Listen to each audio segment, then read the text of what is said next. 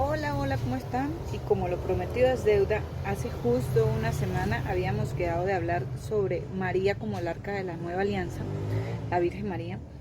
Se me habían presentado unos inconvenientes y no había podido. Entonces vamos a iniciar. Para empezar desde cero, sabemos que el arca de la alianza era donde se guardaba o se resguardaba la palabra de Dios, que eran las tablas o las tablas de los 10 mandamientos. En algunas partes se dice que se guardaban las antiguas y las nuevas. A lo que me refiero es, las primeras fueron las que Moisés partió y las nuevas fueron las que se hicieron después. Entonces, en algunos lugares encontré que se guardaban ambas, tanto las partidas como las nuevas, ¿sí? Bueno, se guardaba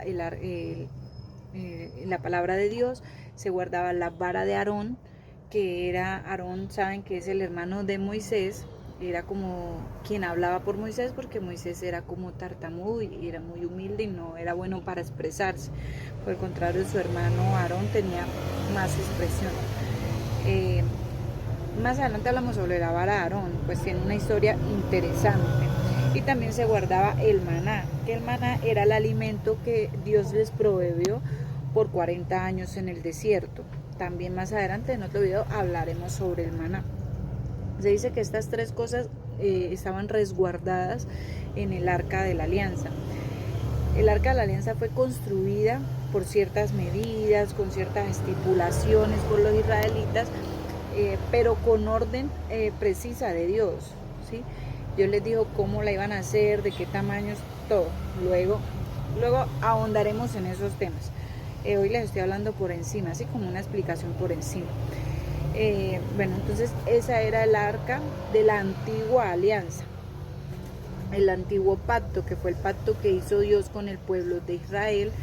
En ese caso podríamos decir que el arca era como ese resguardo donde estaba la palabra de Dios. Sí, fue el arca del antiguo pacto, porque fue el pacto que hizo Dios directamente con el pueblo de Israel, esa promesa que Dios les dio.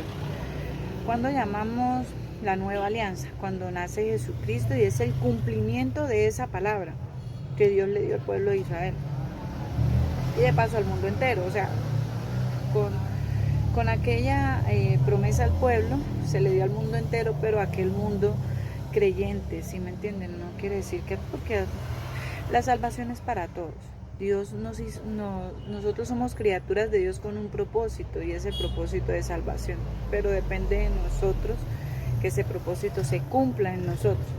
Bueno, entonces la nueva alianza llega con Jesús, ¿sí? ¿Por qué decimos que María es el arca de la nueva alianza? Vamos a hablarlo bíblicamente.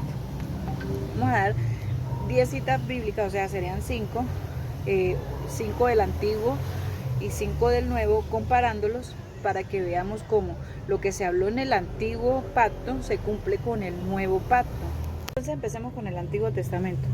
En Deuteronomios 10:1-4 nos dice que el arca resguardaba o llevaba dentro de sí la palabra de Dios, que eran las tablas de la alianza o los 10 mandamientos, que fueron las palabras directamente dichas y escritas por Dios. Juan 1:15 nos dice que María llevaba en su vientre la palabra de Dios hecha carne. Pero están haciendo relación. Otro, Éxodo 43 del 34 al 35. La nube descendió sobre la tienda y la gloria de Dios lo cubrió con su sombra. Lucas 1:35. El Espíritu Santo descenderá sobre ti y el poder del Altísimo te cubrirá con su sombra. Obviamente le estaba hablando a la Virgen, ¿no? Tercero, segunda de Samuel 6:9. ¿Quién soy yo para que el arca de mi Señor venga a mí? Lucas 1:43. Isabel exclamó: ¿quién soy yo para que la madre de mi Señor venga a mí? Venga a verme, perdón. Cuarto, segunda de Samuel 6:14. Al ver el arca, David danzaba y saltaba de alegría delante del Señor. Lucas 1:44. Cuando María visitó a Isabel, el niño brincó de alegría en su vientre. Quinto, segunda de Samuel 6:11. El arca de Yahvé permaneció 3 meses en casa de Obed-edom de Gad. Lucas 1:56. María permaneció 3 meses en casa de su prima Isabel. Estoy como leyendo malo. Estas son 5 confirmaciones de que lo que se hablaba en el Antiguo Testamento se hacía real en el Nuevo, o se confirmaba en el Nuevo. Con esto comprobamos que María es el arca de la nueva alianza. ¿Cómo? Es una forma muy sencilla de comprobarlo. El arca de la alianza contenía la palabra de Dios. María, en su vientre, dicho en la Biblia, llevaba en su vientre la palabra de Dios hecha carne. Yo sé que de un tiempo para acá, nuestros hermanos protestantes, bueno, los que son hermanos en Cristo, ¿no? Que todo protestante no es cristiano. Nuestros hermanos protestantes dicen que respetan a María, que sí creen que es una mujer de admirar, etcétera, etcétera, etcétera, pero pues la desmeritan de otra forma. Algunos, otros no. Otros desmeritan a María de una forma que hasta la insultan, porque tengo videos incluso de pastores insultando a la Virgen María. Entonces, ¿qué quise con esto? Comprobarles de que María sí es el arca de la alianza. Hoy en día, después de María, ¿dónde está el arca de la alianza? La custodia en la que guardamos, o el sacerdote guarda a Cristo de Eucaristía, viene siendo el arca de la alianza. Es eso, una custodia.